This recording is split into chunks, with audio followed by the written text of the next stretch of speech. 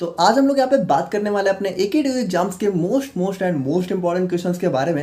And यहाँ पे हम लोग अपने चारों सब्जेक्ट के जो भी इंपॉर्टेंट क्वेश्चंस हैं उनको यहाँ पे कवर करेंगे।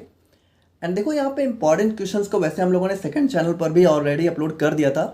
यहाँ पे अलग क्या होने वाला है, देखो यहाँ पे ये क्वेश्चंस मेनली उन लोग के लिए हैं जिन्होंने अभी तक भी कुछ नहीं पढ़ा है और जिनको लग रहा है कि उनके एग्ज़ाम में जिनको लग रहा है कि अभी उनका एग्ज़ाम में कुछ नहीं हो सकता है। तो यहाँ पे देखो ये क्वेश्चंस बहुत ज़्यादा सिलेक्टेड क्वेश्चंस हैं और अगर आप लोगों ने ये सारे क्वेश्चंस पढ़े तो डेफिनेटली आपके एग्ज़ाम में आप लोग को 65 to 70% क्वेश्चन, और अगर आप लोग का लक अच्छा रहा तो 80% या फिर 90% क्वेश्चंस तक भी जो है यहाँ से देखने को मिलेंगे। और यहाँ पे देखो वीडियोज, आई नो वीडियो नहीं आ रही है, बट देखो शायद आप लोग को पता नहीं होगा कि टेलीग्राम पे हम लोग जो है ऑलरेडी सारी नोट्स को प्रोवाइड कर रहे हैं। देखो यहाँ पे अगर हम वीडियो रिकॉर्ड करने में वैसे और भी बहुत सारी प्रॉब्लम्स हैं, बट मेन यहाँ पे अभी हम नोट्स पे ज़्यादा फोकस कर रहे हैं क्योंकि नोट्स अगर आप लोग के पास होगी तो आप लोग उसको आसानी से पढ़ सकते हो। क्योंकि नोट्स देखो वैसे भी बहुत ईजी लैंग्वेज में, उनको एक्सप्लेनेशन की कोई ज़रूरत है नहीं सीरियसली अगर पूछे तो अगर आप लोग को नोट्स मिल जाएगी तो आप लोग उसको खुद से भी पढ़ के समझ सकते हो। तो वहाँ पे नोट्स हम ऑलरेडी सभी सब्जेक्ट की धीरे धीरे करके प्रोवाइड कर रहे हैं। पैथोफिजियोलॉजी की 4 यूनिट तक की नोट्स हम लोगों ने ऑलरेडी प्रोवाइड कर दी है। तो अगर आप लोगों ने नहीं देखा है तो आप टेलीग्राम ज्वाइन कर सकते हो, डिस्क्रिप्शन बॉक्स में लिंक है। बाकी हम लोग यहाँ पे अपने जो भी इंपॉर्टेंट क्वेश्चंस हैं उनको यहाँ पे एक एक करके देख लेते हैं। जैसे कि बात करें हम लोग यहाँ पे अपने बायोकेमिस्ट्री की, सो यहाँ पे देखो सबसे पहले देखो यूनिट 1 में आप लोग का जो भी बायोकेमिस्ट्री है तो उसमें आप लोग का यूनिट 1 में सारी चीज़ों का इंट्रोडक्शन दे रखा है। लाइक हमारा कार्बोहाइड्रेट हो गया, लिपिड, न्यूक्लिक एसिड, प्रोटीन्स, और इन्हीं सब के बारे में डिटेल में आप लोग को बाकी की यूनिट्स में पढ़ना है। सो यहाँ पे देखो ध्यान से सुनना, ये जो हमारा फर्स्ट क्वेश्चन है, right in detail about classification. तो देखो वैसे ये क्वेश्चन शायद एग्जाम पॉइंट ऑफ व्यू से इतना इंपॉर्टेंट नहीं है, लेकिन ये क्वेश्चंस आप लोगों को पढ़ना जरूर है क्योंकि आप लोगों ने अगर इन सबका बेसिक इंट्रोडक्शन ले लिया तो आगे की जो यूनिट्स हैं उनको आप लोग बहुत आसानी से समझ सकते हो। और यहाँ पे अगर आप लोगों ने यही चीज़ें नहीं समझी तो आगे की यूनिट्स को समझने में आप लोग को बहुत प्रॉब्लम आने वाली है। तो ये क्वेश्चंस आप लोग पढ़ लेना। बाकी अगर हम लोग बात करें तो जो हमारा प्रोटीन है और जो भी हमारा लिपिड है तो इसका क्लासिफिकेशन जो है एग्जाम में देखने को भी मिला है, तो मतलब काफ़ी इंपॉर्टेंट भी है। आप लोग को ज़रूर से ज़रूर इस क्वेश्चन को पढ़ लेना है। बाकी अगर आप लोग को टाइम मिलता है तो यहाँ पे ये सेकंड वाला क्वेश्चन भी आप लोग देख लेना जो कि हमारा बायोलॉजिकल रूल है, ठीक है। एंड बात करें हम लोग यहाँ पे अपने यूनिट 2 के बारे में, सो यहाँ पे देखो बायोकेमिस्ट्री में हमारी यूनिट 2 और यूनिट 3 सबसे ज़्यादा इंपॉर्टेंट है।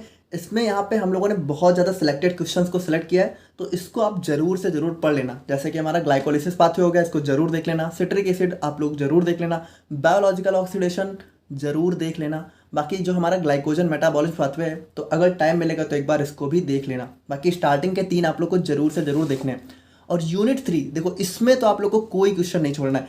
ये सारे के सारे क्वेश्चन बहुत ज़्यादा इंपॉर्टेंट है और रिपीटेडली AKTU के क्वेश्चन पेपर में देखने को मिलते रहते हैं। जैसे पहला हो गया हमारे यहाँ पे beta oxidation of saturated fatty acids, और फिर हमारा कीटोन बॉडीज और डी नोवो सिंथेसिस और यूरिया साइकिल। देखो यूरिया साइकिल और कीटोन बॉडीज और बीटा ऑक्सीडेशन, ये तीनों क्वेश्चन बहुत ज़्यादा इंपॉर्टेंट है। तो अगर मान लो बिल्कुल लास्ट टाइम पे देख रहे हो तो यहाँ पे इस वाले यूनिट 3 से आप लोग को ये ठीक है, ये 3 क्वेश्चन जरूर पढ़ने। बाकी अगर अभी भी देख रहे हो तो ये 5 क्वेश्चन आप लोग को जरूर से जरूर पढ़ लेने हैं। और यूनिट 4 की बात करें तो यहाँ पे देखो आप लोग का जो साल्वेज पाथवे है, प्यूरिन एंड पिरिमिडीन बायोसिंथेसिस, ये हमारा बहुत ज़्यादा इंपॉर्टेंट है। एंड यहाँ पे सबसे most important and repeated question है हमारा structure and function of DNA and RNA। तो ये क्वेश्चन बहुत ज़्यादा इंपॉर्टेंट है। एंड एट लास्ट में अगर हम लोग यहाँ पे यूनिट 5 की बात करें तो यहाँ पे आप लोग का लॉन्ग में सबसे ज़्यादा AKTU में रिपीटेड क्वेश्चन देखने को मिला है, हमारा derivation of Michaelis Menten equation. तो ये क्वेश्चन आप लोग को मतलब छोड़ना नहीं किसी भी कंडीशन पे, क्योंकि ये क्वेश्चन हमारा रिपीटेडली लास्ट 3 ईयर से आप लोग को लॉन्ग में 10 नंबर में देखने को मिलता रहता है। तो ये क्वेश्चन आप लोग को बिल्कुल नहीं छोड़ना है। उसके बाद आप लोग जो है एक बार को एंजाइम्स के बारे में भी देख लेना। सो ये हो गया हमारा यहाँ पे बायोकेमिस्ट्री। एंड बात करते हैं हम लोग यहाँ पे अपनी HAP के बारे में।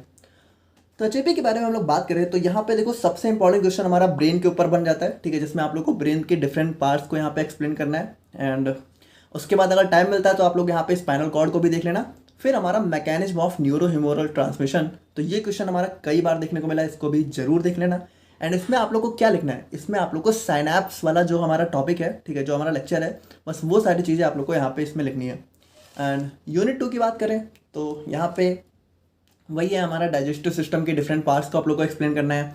एंड प्रोटीन का डाइजेशन एक बार आप लोग टाइम मिलेगा तो देख लेना। एंड यहाँ पे स्ट्रक्चर ऑफ लिवर जरूर देख लेना, रोल ऑफ बाइल जूस ये हमारा इसी का पार्ट है। और यहाँ पे बीएमआर और एटीपी फॉर्मेशन, तो इसको आप लोग को जरूर देख लेना है।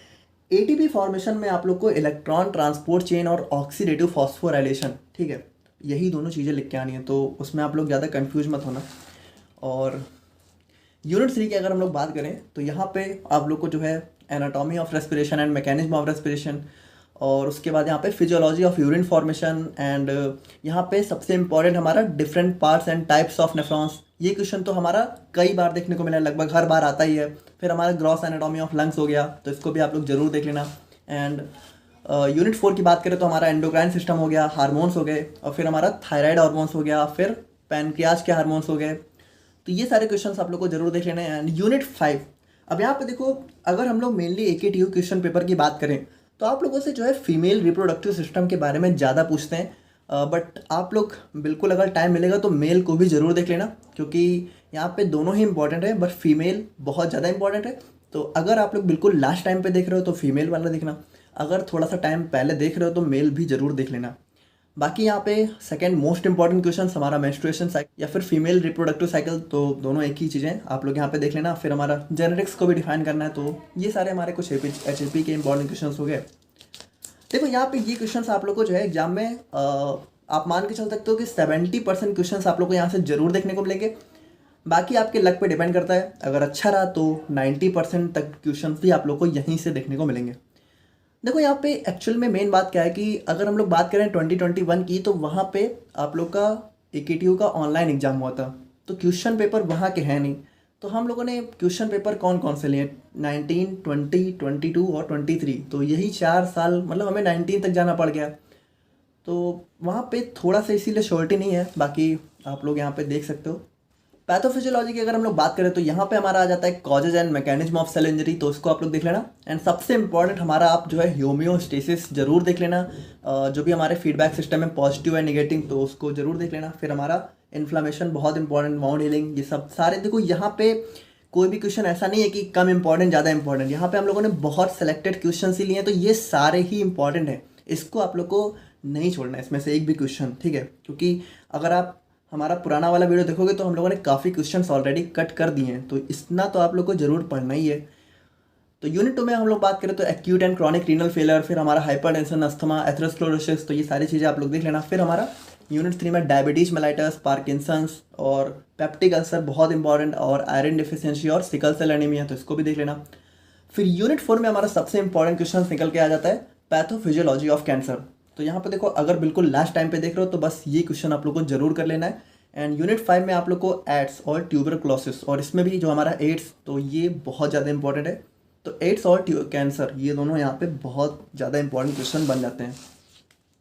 एंड फाइनली हम लोग बात करें अपने फार्मास्यूटिकल ऑर्गेनिक केमिस्ट्री के बारे में, तो यहाँ पे यूनिट 1 से हमारा सबसे इंपॉर्टेंट क्वेश्चन निकल के आता है आइसोमेरिज्म के ऊपर, तो इसको आप लोग को जरूर देख लेना है। फिर हमारा यूनिट 2 में आ जाता है, अब देखो यहाँ पे हमारे E1 E2, तो ये क्वेश्चन तो समझ लो आपके एग्जाम में रखा ही हुआ है, ठीक है। E1 E2 या फिर SN1 SN2 या फिर E1 E2 SN1 SN2, दोनों के दोनों क्वेश्चन आप लोगों को एग्जाम में देखने को जरूर से जरूर मिलेंगे, तो इसको बिल्कुल मतलब स्किप करने की गलती भी मत कर देना। ये क्वेश्चन और ये क्वेश्चन आप लोगों को देखना ही देखना है। फिर हमारा मार्कोनिकोव्स और एंटी मार्कोनिकोव्स ओरिएंटेशन भी देख लेना। फिर हमारा एडिशन रिएक्शन हो गया, हेलोजिनेशन हो गया। अब हेलोजिनेशन आप लोग को क्लोरीनेशन के नाम से भी पूछ सकते हैं, तो वहाँ पे कंफ्यूज मत होना, क्योंकि हेलोजन्स हमारे क्या होते हैं, क्लोरीन, ब्रोमीन, फ्लोरीन, आयोडीन।